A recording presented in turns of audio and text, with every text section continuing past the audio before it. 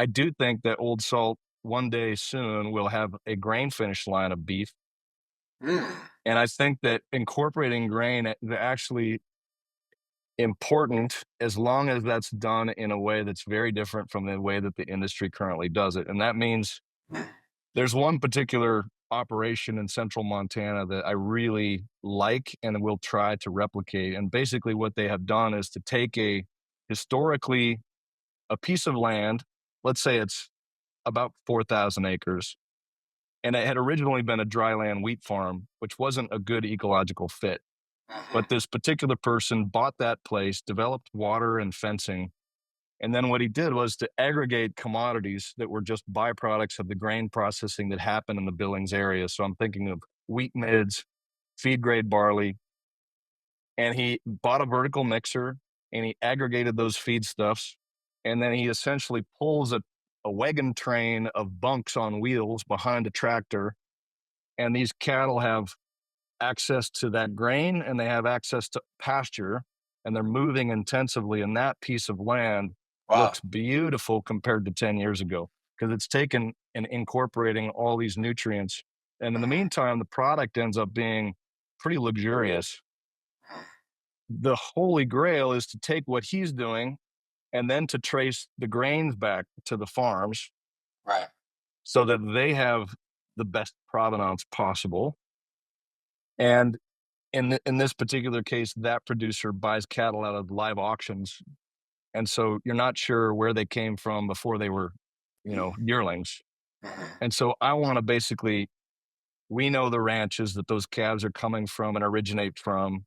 We know the grains that are aggregated that we use for finishing, and then we control the finishing operation as well. And to me, that's a grain finish brand that I aspire to launch, and that excites me because I think it's a good use of resources, and it ultimately enhances soil, microbial life, all the things that create nutrient density in a product. So at the moment, when people come to the Union Butcher Shop and Wood Fired Grill, and they see the case and they have it on the menu, we actually don't tell customers that it's grass finished. Wow. We don't tell them that they've never had grain.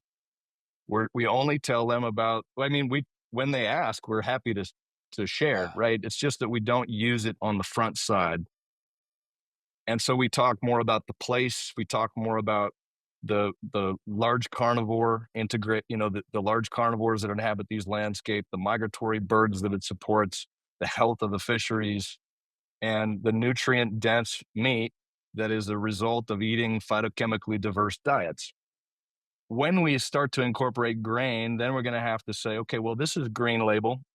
That means grass only throughout its life. This is gold label. It's a combination of grass and grain throughout the life.